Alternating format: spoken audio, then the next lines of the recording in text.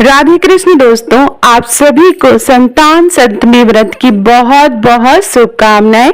मैं भाविनी मिश्रा अपने चैनल में आपका स्वागत करती हूं और आप सभी के स्वस्थ और सुखमय जीवन की मैं कामना करती हूं।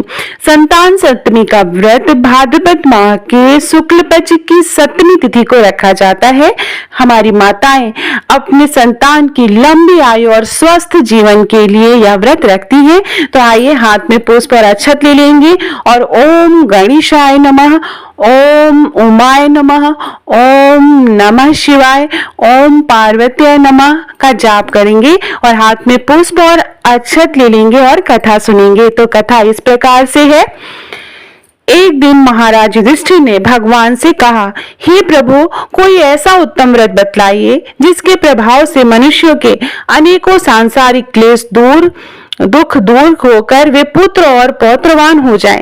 यह सुनकर भगवान बोले, हे राजन, तुमने बड़ा ही उत्तम प्रश्न किया है। मैं तुमको एक पौराणिक इतिहास सुनाता हूँ, ध्यान पूर्वक सुनो। एक समय लोमस ऋषि वज्र रात की मथुरापुरी में वासुदेव देवकी के घर गए। ऋषिराज को आया हुआ देख करके दोनों अत्यंत प्रसन्न हुए तथा उनको उत्तम आसन पर बैठाकर उनका अनेक प्रकार से वंदन और सत्कार किया। फिर मुनि ने चरणोदक से अपने घर तथा शरीर को पवित्र किया। वह प्रसन्न होकर उनको कथा सुनाने लगे। कथा के कहते लोमस ऋषि ने कहा, हे देवकी, दुष्ट दुराचारी पापी कंस ने तुम्हारे कई पुत्र मार डाले हैं, जिसके कारण तुम्हारा मन अत्यंत दुखी है। इसी प्रकार राजा नहुस की पत्नी चंद्रमुखी भी दुखी रहा करती थी, किंतु उसने संतान सप्तमी का व्रत विधि विधान सहित किया, जिसके प्रताप से उनको संतान का सुख प्राप्त हुआ। यह सुनकर देवकी ने हाथ जोड़कर मुनि से कहा, हे ऋषिराज, कृपा करके रानी चंद्रमुखी का संपूर्ण वृत्तांत तथा इस व्रत को विस्तार सहित मुझे बतलाइए, जिससे मैं भी इस दुख से छुटकारा पाऊं। लोमस ऋषि ने कहा, हे देवकी, अयोध्या के राजा नहुस थे। उनकी पत्नी चंद्रमुखी अत्यंत सुंदर थी। उसके नगर में विष्णुगुप्त नाम का एक ब्राह्मण रहता था। उसकी स्त्री का नाम भद्रमुखी था। वह भी अत्यंत रूपवती और सुंदरी थी। रानी और ब्रह्माणी में अत्यंत प्रेम था। एक दिन वे दोनों सरयू नदी में स्नान करने के लिए गई। वहां उन्होंने देखा कि अत्यंत अनन्य बहुत सी स्त्रियां सरयू नदी में स्नान करके निर्मल वस्त्र पहनकर एक मंडप में शंकर एवं पार्वती की मूर्ति स्थापित करके पूजा कर रही थी। रानी और ब्राह्मणी ने यह देखकर उन स्त्रियों से पूछा कि बहनों, तुम यह किस देवता और किस कारण से पूजन व्रत आदि कर रही हो? यह सुनकर स्त्रियों ने कहा कि हम संतान सप्तमी का व्रत कर रही हैं और हमें शिव पार्वती का पूजन चंदन अक्षत आदि से विधि विधान से किया है। यह सब इतनी पुनीत व्रत का विधान है। यह सुनकर रानी और ब्राह्मणी ने भी इस व्रत को करने का मन ही मन संकल्प किया और घर वापस लौट आई। ब्राह्मणी भद्रमुखी तो इस व्रत को नियम पूर्वक करती रही, किंतु रानी चंद्रमुखी राजमद के कारण कभी इस व्रत को करती तो कभी न करती, कभी भूल हो जाती। कुछ समय बाद दोनों ही मर गई।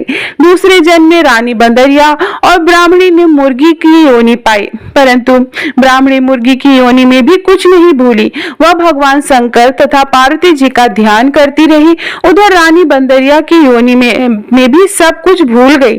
थोड़े समय के बाद दोनों ने ही यह देह त्याग दी। अब इनका तीसरा जन्म मनुष्य योनि में हुआ। उस ब्राह्मणी ने एक ब्राह्मणी से के यहाँ कन्या रूप में जन्म लिया। उस ब्राह्मण कन्या का नाम भूषण देवी रखा गया तथा विवाह गोकुल निवासी अग्निशील ब्राह्मण से कर दिया। भूषण देवी इतनी सुंदर थी कि वह आभूषण रहित होते हुए भी अत्यंत सुंदर लगती थी। कामदेव की पत्नी रति भी उसके सम्मुख लजाती थी। भूषण देवी के अत्यंत सुंदर और सर्वगुण संपन्न चंद्रमा के समान धर्म कर्मनिष्ठ सुशील स्वभाव वाले 8 पुत्र उत्पन्न हुए। यह सब शिव जी के व्रत का पुनीत फल था। दूसरी ओर शिव विमुख रानी ने गर्भ से में कोई भी पुत्र नहीं हुआ। वह निसंतान दुखी रहने लगी। रानी और ब्राह्मणी में जो प्रीति पहले जन्म में थी वह अब भी बनी हुई थी। रानी जब वृद्ध अवस्था को प्राप्त होने लगी तब उसके गूंगे, बहरा और बुद्धिहीन अल्प आयु वाला पुत्र हुआ। वह 9 वर्ष की आयु में इस क्षण भंगुर संसार को छोड़कर चला गया। अब तो रानी पुत्र शोक में अत्यंत दुखी होकर व्याकुल रहने लगी। दैवयोग से भूषण देवी ब्रह्माणी रानी के यहाँ अपने पुत्रों को लेकर पहुंची। रानी का हाल सुनकर उसे भी बहुत दुख हुआ, किंतु इसमें किसी का क्या बस। कर्म और प्रारब्ध के लिखे लेख को स्वयं ब्रह्मा भी नहीं मिटा सकते।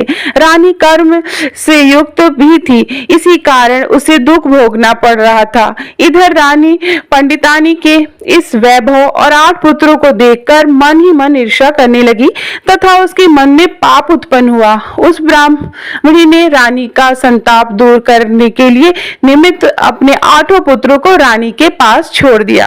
रानी के पाप के वशीभूत होकर उन ब्राह्मणी के पुत्रों की हत्या करने का विचार से लड्डू में विष, जिसको जहर बोलते हैं, मिलाकर उनको खिला दिया, परंतु भगवान शंकर की कृपा से एक भी बालक की मृत्यु न हुई। यह देखकर तो रानी अत्यंत ही आश्चर्यचकित हो गई और इस रहस्य का पता लगाने की मन ही मन ठान ली।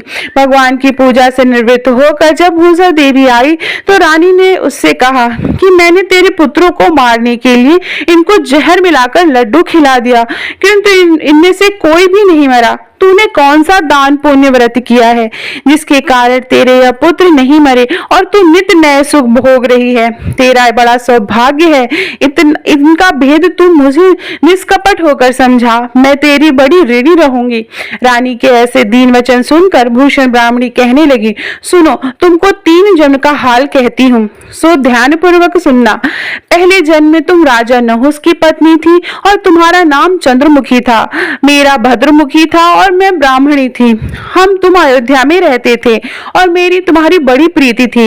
एक दिन हम तुम दोनों सरयू नदी में स्नान करने गई और दूसरी स्त्रियों को संतान सप्तमी का उपवास, शिव जी का पूजन अर्चना करते देख हमने भी इस उत्तम व्रत को करने की प्रतिज्ञा की थी, किंतु तुम सब भूल गई और झूठ बोलने का दोष तुमको लगा, जिससे तू आज भी भोग रही है। मैंने इस व्रत को आचार विचार सहित नियम पूर्वक सदैव किया और आज भी करती हूँ। दूसरे जन्म में तुमने बंदरिया का जन्म लिया और मुझे मुर्गी की योनि मिली। भगवान शंकर की कृपा से इस व्रत के प्रभाव तथा भगवान को इस जन्म में भी मैं न भूली और निरंतर उस व्रत को नियमानुसार करती रही। तुमने अपने बंदरिया के जन्म में भी सब भूल गई। मैं तो समझती हूँ कि तुम्हारे ऊपर यह तो भारी संकट है, उसका एकमात्र यही कारण है और दूसरा कोई इसका कारण नहीं हो सकता है। इसलिए मैं तो कहती हूँ कि आप अभी भी संतान सप्तमी के व्रत को विधि विधान सहित करिए, जिससे आपका जो कष्ट है, संकट है, वो दूर हो जाएगा। लोमस ऋषि ने कहा, हे देव की भूषण ब्रह्माणी के मुख से अपने पूर्व जन्म की कथा तथा व्रत संकल्प इत्यादि सुनकर रानी को पुरानी बातें याद आ गई और पश्चाताप करने लगी तथा भूषण ब्रह्माणी के चरणों में पड़कर क्षमा याचना करने लगी और भगवान शंकर पार्वती जी की अपार महिमा के गीत गाने लगी। उस दिन से रानी ने नियमानुसार संतान सप्तमी का व्रत किया, जिसके प्रभाव से रानी को संतान सुख भी मिला तथा संपूर्ण सुख भोग कर रानी अंत में शिवलोक को गई। भगवान शंकर के व्रत का ऐसा प्रभाव है कि पथभ्रष्ट मनुष्य भी अपने पथ पर अग्रसर हो जाता है और अनंत ऐश्वर्य भोग कर मोक्ष पाता है। लोमस ऋषि ने फिर कहा कि देवकी, इसलिए मैं तुझसे भी कहता हूँ कि तुम भी इस व्रत को करने का संकल्प अपने मन में करो, तो तुमको भी संतान सुख मिलेगा। इतनी कथा सुनकर देवकी हाथ जोड़कर लोमस ऋषि से पूछने लगी, हे ऋषिराज, मैं इस पुनीत उपवास को अवश्य करूंगी, किंतु आप इस कल्याणकारी एवं संतान सुख देने वाले उपवास का विधान, नियम, विधि आदि विस्तार से समझाइए। यह सुनकर ऋषि बोले, हे देवकी, यह पुनीत उपवास भादो महीने के शुक्ल पक्ष की सप्तमी के दिन किया जाता है। उस दिन ब्रह्म मुहूर्त में उठकर किसी नदी अथवा कुएं के पवित्र जल में स्नान करके निर्मल वस्त्र पहनने चाहिए। श्री भगवान शंकर भगवान और जगदम्बा पार्वती की मूर्ति की स्थापना करें। इन प्रतिमाओं के सम्मुख सोने चांदी के तारों अथवा रेशम का एक गंडा बनवाएं और गंडे में 7 गांठें लगवाएं। इस गंडे को धूप दीप अष्टगंध से पूजा करके अपने में बांधें और भगवान शंकर से अपनी कामना को सफल होने की प्रार्थना करें। तदनंतर 7 पुआ बनाकर भगवान को भोग लगाएं और 7 पुए एवं यथाशक्ति सोने अथवा चांदी की अंगूठी बनवाकर इन सब को एक तांबे के पात्र में रखकर और उसका विधि विधान से पूजन करके किसी सदाचारी धर्मनिष्ठ सपात्र ब्राह्मण को दान देवें। उसके पश्चात 7 बुआ स्वयं प्रसाद के रूप में ग्रहण करें। इस प्रकार इस व्रत का पारायण करना चाहिए। प्रति साल की शुक्ल पक्ष की सप्तमी के दिन हे देव की इस व्रत को इस प्रकार नियम पूर्वक से समस्त पाप नष्ट हो जाते हैं और भाग्यशाली संतान उत्पन्न होती है तथा अंत में शिवलोक की प्राप्ति होती है। हे देव की मैंने तुमको संतान सप्तमी का व्रत संपूर्ण विधि विधान सहित वर्णन किया है, उसको अब तुम नियम पूर्वक करो जिससे तुमको उत्तम संतान पैदा होगी। इतनी कथा कहकर भगवान आनंद कंद श्री कृष्ण ने धर्मावतार युधिष्ठिर से कहा कि श्री लोमस ऋषि इस प्रकार हमारी माता को शिक्षा देकर चले गए।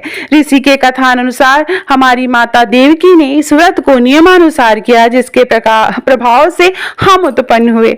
यह व्रत विशेष रूप से स्त्रियों के लिए कल्याणकारी है परंतु पुरुषों को भी समान रूप से कल्याणदायक है। संतान सुख देने वाला पापों का नाश करने वाला यह व्रत बहुत ही उत्तम है जिसे स्वयं भी करें और दूसरों से भी करवाएं। नियम पूर्वक जो इस व्रत को करता है और भगवान शंकर और मां पार्वती की सच्चे मन से आराधना करता है निश्चय ही अमर पद पैदा करके अंत में शिवलोक को जाता है। तो प्रेम से बोलिए बोलो शंकर भगवान की जय।